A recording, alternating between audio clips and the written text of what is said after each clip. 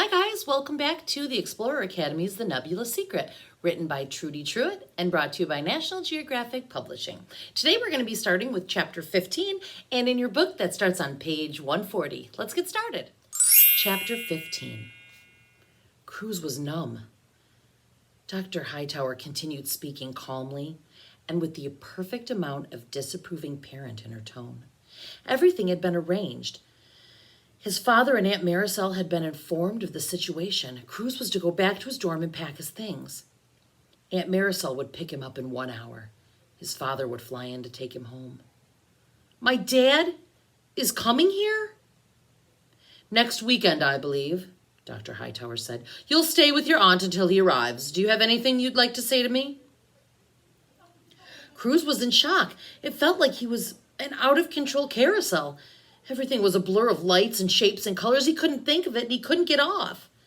Minutes ago, Cruz was an elite explorer, one of the next generation of trailblazers designed to change the world. Now he wasn't. I didn't do it, Dr. Hightower, he sputtered. I'm telling you, I didn't hack into the cave. Have you forgotten it already, Cruz? Forgotten?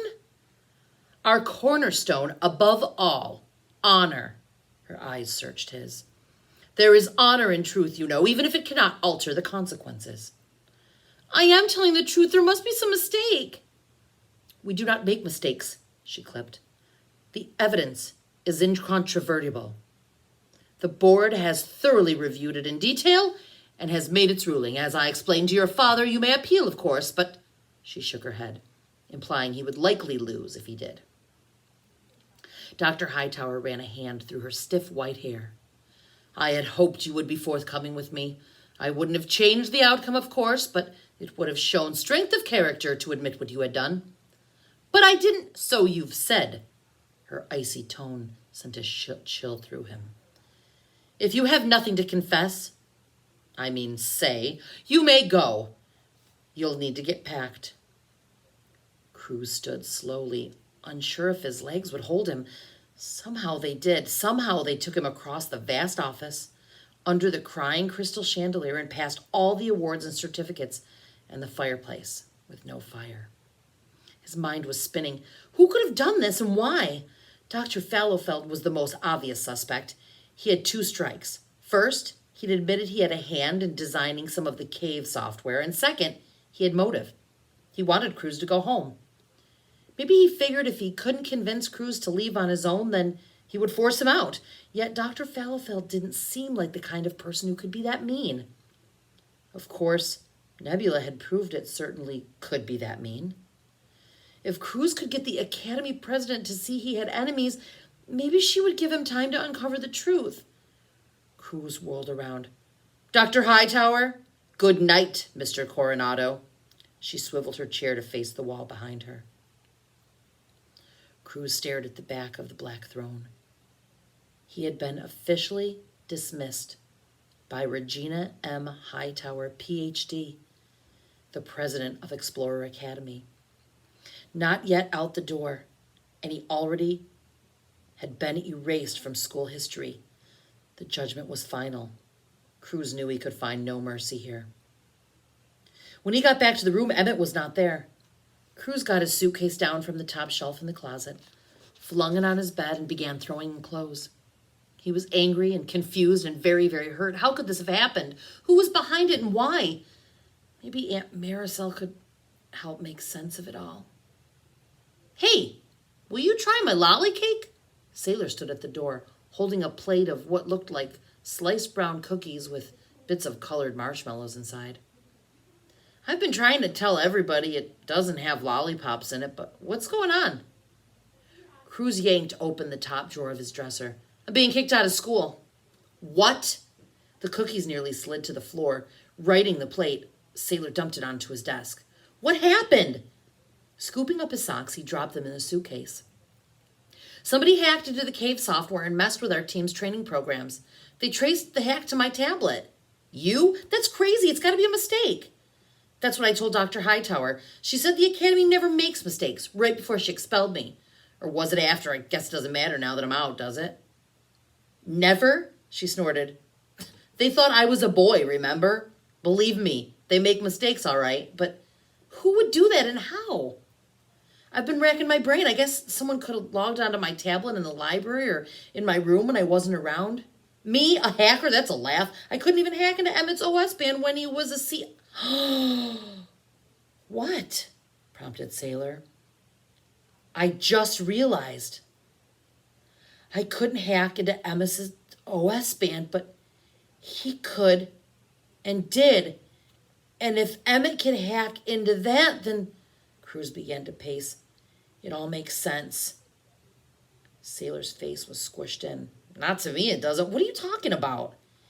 In the cave on Orion, when Emmet got sick, I said the Academy wasn't going to be thrilled that he spewed in their simulator. And he said the toilets were always piped because he had seen the schematics. He knows that system backward and forward. Yeah, but that doesn't mean... And who has access to your stuff more than your own roommate? Cruz clapped his hands. I wonder how long he's been planning this. Was it since the first day that we met at the airport? I bet he's just been sneaking around. Wait! Sailor shook her head. Do you hear yourself? Cruz was too busy talking to hear anything. He said something to me about perfectionists once, that they were never satisfied with being good. They had to be great. He joked that he used to be one. Maybe he still is. Maybe he had to be sure he was great. You're upset. That's why you're making all these wild accusations. But I'm telling you, Emmet wouldn't do that to you, insisted Sailor. You're overreacting. Someone else has to be behind this. Like who? I don't know. It could be anybody in your wing. Allie, Zane, Dugan. She pointed at Cruz. Yeah, what about Dugan? He's got it in for you, especially after you whipped his frosting in the ARC. Dugan? Cruz supposed it was a possibility. But Dugan didn't have anywhere near the tech skills that Emmet had. Cruz's phone was ringing. It was his father. Hi, Dad. His voice broke. Cruz, are you all right? Hearing the worry in his dad's voice, tears sprang to Cruz's eyes. He fought them back. I'm okay. Your aunt is on her way. I didn't do anything wrong, Dad. I didn't cheat. You don't have to tell me that. His voice relaxed. The one thing I know is you're not a cheater. You don't even fudge on your scorecard when we play putt-putt golf. It's not how you're wired. Besides, you live for a good challenge. You've never taken the easy route, even when you could. It was true. In school, when other kids were peeking in the back of their math textbooks for the answer, Cruz refused. He would work and work and work until he figured out the problem for himself. He never wanted anyone to do it for him or even give him a hint. Where was the fun in that? That's what made Aunt Marisol's puzzle postcard so great. It might take him a while to crack the cipher, days or even weeks, but eventually he'd get it. The tougher the puzzle, the more satisfying it was when you solved it. I tried to tell Dr. Hightower that, but she wouldn't budge, said his dad. I did my best to convince her to let you stay, but you did? You want me to stay? But I thought, I'll admit, I was apprehensive about you going back there, but I knew I couldn't stand in your way, and your mother would never forgive me. Hey, a delivery just rolled up. Can I call you later at your aunt's? Sure. It's going to be all right, son. Don't worry. I know. Cruz tried to keep his voice steady. I love you. Love you too, Dad. Biting his lip, Cruz hung up. Your dad sounds nice, said Sailor wistfully. He is. Cruz rubbed his warm forehead. All he ever wanted was to make his dad proud of him. This is not how things were supposed to go. You survived, thank goodness! Emmet flew into the room. He glanced at Sailor's plate on Cruz's desk. Dr. Hightower gave you cookies? Cruz went to his dresser, yanked out the third drawer, and started grabbing folded pairs of jeans. What's the matter? Asked Emmet. You got expelled, said Sailor. What? No. Is this because of me? I'll talk to Dr. Hightower. I'll explain to her how I got sick on the boat and you were only trying to help. I'll go right now. Forget about being seasick. Cruz flung his jeans into his suitcase. This has nothing to do with that. I got kicked out because someone hacked into the cave software and tampered with Team Cousteau's missions, and they used my tablet to do it. Emmett's jaw dropped. They did? Yeah. And you can quit pretending you don't know anything about it. Pretending? You mean you think I hacked into the software? Who else? Cruz started rattling off reasons. You've got the technical knowledge, you've seen the cave schematics, you've got 24/7 access to my tablet, and you're jealous of me because I'm better at sports than you are. He wasn't at all sure about the last one, but Cruz was angry and it sort of popped out. You're crazy, cried Emmet. I can't believe you'd even think for a second I'd do something like that. After all the stuff we've been through, we're teammates, we're friends. Cruz grunted. I thought we were. I'm no cheater, says you.